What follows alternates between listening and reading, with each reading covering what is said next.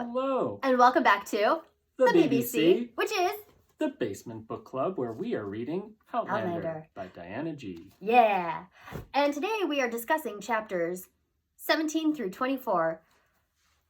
Wow, a lot happened. It gets dark. But it starts off light because Claire, on a water run for water for the party, she meets... Nessie! Boom! Amazing.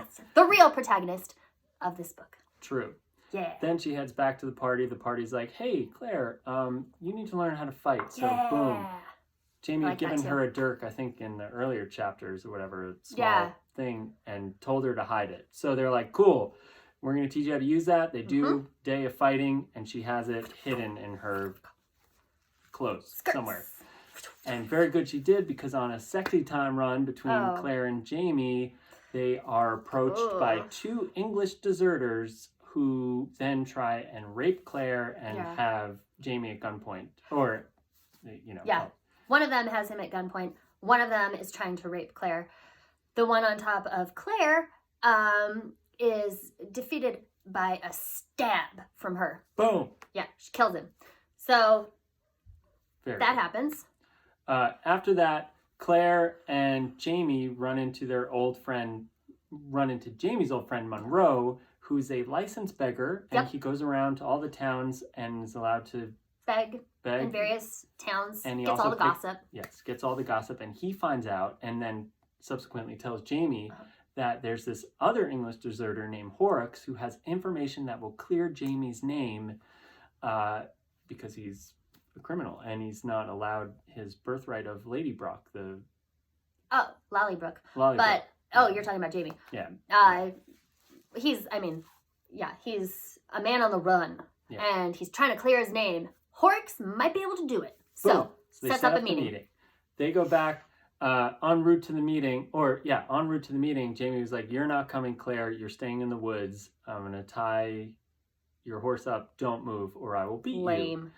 Unbeknownst to Claire, Jamie also leaves one of the party to watch her. Very good, because Claire... creepy.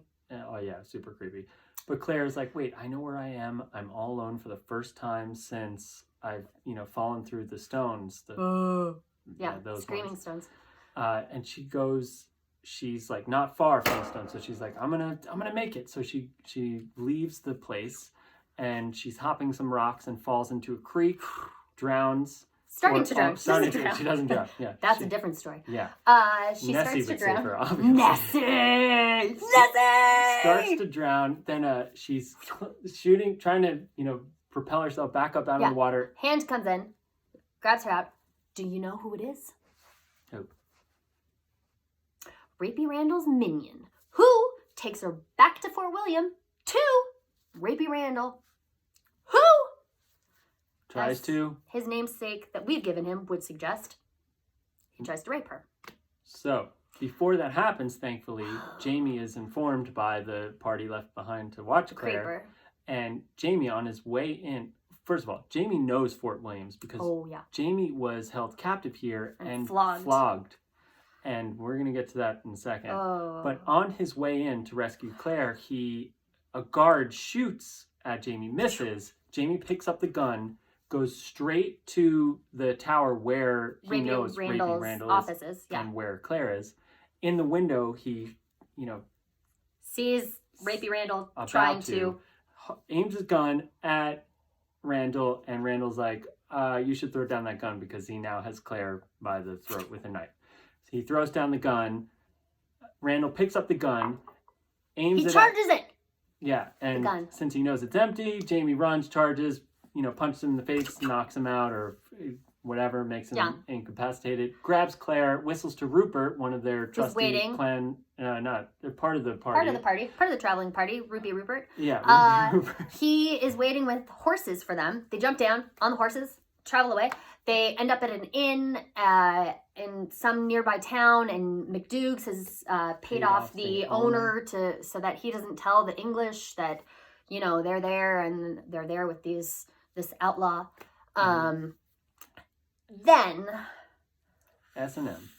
No. Abuse. Oh, yeah. This is abuse. Jamie beats Claire. What? because what? Because her No actions excuse. endangered the. But he says That's what he says. it's because she put everybody's lives in danger.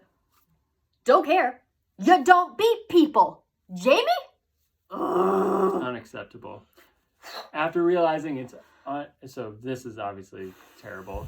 After realizing that it's unsafe in this inn, still, even though they paid off the owner, they decide to go back to Castle Leoch, whatever.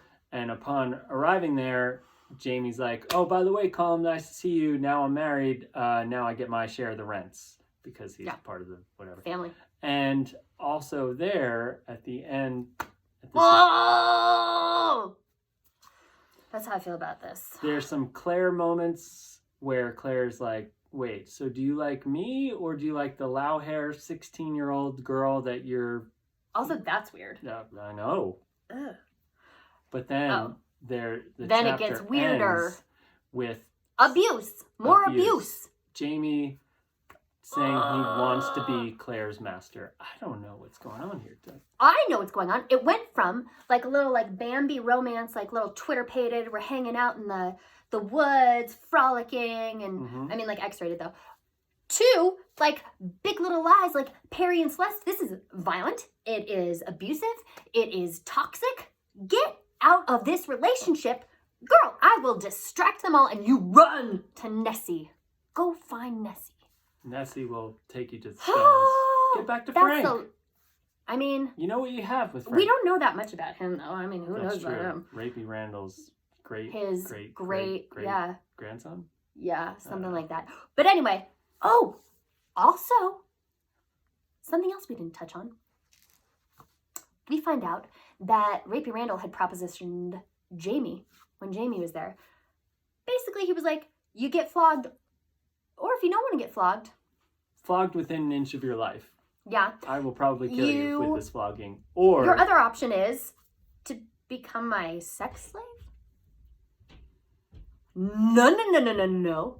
Diana, you cannot have this man, this horrible, Rapey Randall, sadistic, awful human who is evil, the one representation of a gay person in this book so far? No. There had better be somebody else coming up in this book who is a hero, who is gay, and who is a far better representation of a human than freaking Rapey Randall is.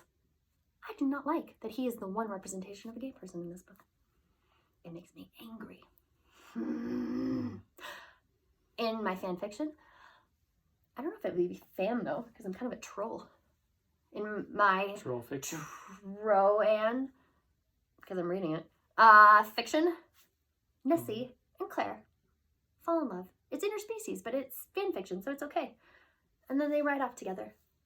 Like Tina and the horse and Bob's Burgers? Excellent. We'll see if that happens on chapters 25 and beyond. Hoping for it. And this... No, we went up to 27. No, we didn't. We went up to 24. So 25 and beyond. Next one, on the next episode of the... BBC. Right. See you next time.